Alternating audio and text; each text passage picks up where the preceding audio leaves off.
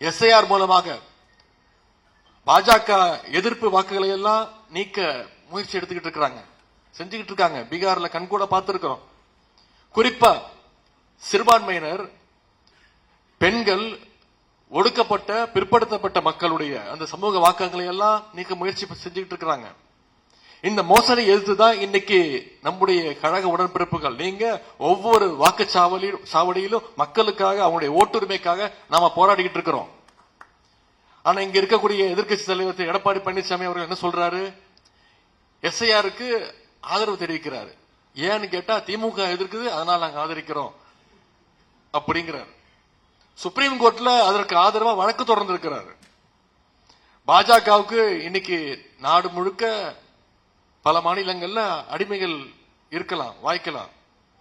ஆனா நம்ம ஊர்ல இருக்கிற மாதிரி அடிமைகள் மாதிரி அதிமுக அடிமைகள் மாதிரி ஒரு கடைஞ்செடுத்த அடிமைகள் அவங்களுக்கு எந்த மாநிலத்திலையும் சிக்க மாட்டாங்க. அதனாலதான் பாஜகவுடைய நம்பர் 1 அடிமைகள் அவங்க தான் நிரூபிக்க திரு எடப்பாடி பழனிசாமி அவர்கள் இன்னைக்கு ஒரு வழக்கு தொடர்ந்திருக்கிறார்.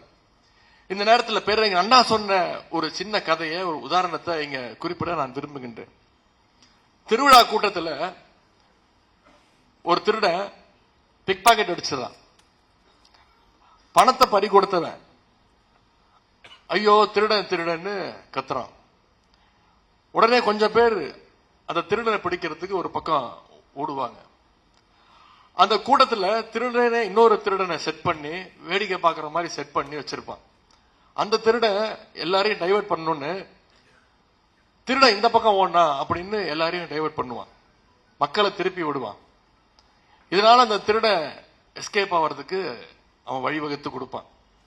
அந்த மாதிரி தான் இன்னைக்கு மக்களை திசை திருப்ப, வாக்குகளை திருடுவங்களை எல்லாம் தப்ப வைக்கிற வேலையை இந்த அடிமை கூட்டம் செஞ்சுக்கிட்டு இருக்கு. நான் சொன்ன முதல் திருட அதிமுக, 2வது திருட பாஜக தலைமையில் இயங்குகின்ற அந்த தேர்தல் ஆணையம்.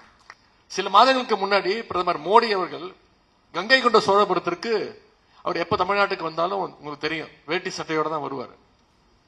அங்க பேசுறப்போ சோழ மன்னர்களுக்கு ஒன்றிய அரசு சார்பாக சிலை வைப்போம் அப்படின்னு ஒரு கதை விட்டுட்டு போனார். ஆனா அவர் அன்னைக்கு குஜராத்துடைய முதலமைச்சர் இருந்தப்போ தமிழ்நாட்டிலிருந்து எடுத்துட்டு போன குஜராத் மியூசியத்தில் இப்ப வைக்கப்பட்டிருக்கக்கூடிய ராஜராஜ சோழன் மற்றும் அவருடைய மனைவியுடைய சிலைகளை தமிழ்நாடு அரசு திரும்ப கேட்டு தரமாட்டேன்னு சொன்னவர் தான் அன்னைக்கு முதலமைச்சராக இருந்த திரு மோடி அவர்கள். மக்களவை தேர்தல் அப்போ உங்களுக்கு தெரியும், ஞாபகம் இருக்கும், கிட்டத்தட்ட 8 வாட்டி தமிழ்நாட்டுக்கு வந்துட்டு போனார். ஆனா தமிழ்நாட்டு மக்கள் அவங்களுக்கு கொடுத்தது வெறும் ஒரே ஒரு முட்டை தான். இப்ப மீண்டும் திரு மோடி அவர்கள் சட்டமன்ற தேர்தல் வர்றதுனால வர ஆரம்பிச்சிருக்கிறாரு. இனி அடிக்கடி வருவாரு. நேற்று கோயம்புத்தூருக்கு வந்துட்டு போனாரு. கோயம்புத்தூருக்கு வந்துட்டு என்ன பண்ணிட்டு போனாரு? கோயம்புத்தூர் மதுரை மெட்ரோ திட்டங்களுக்கு அனுமதி தர முடியாதுன்னு சொல்லிட்டு போக ஒரு பிரதமர் வந்துட்டு போயிருக்கிறாரு. அனுமதி மறுக்க காரணம் என்ன சொல்றாங்க?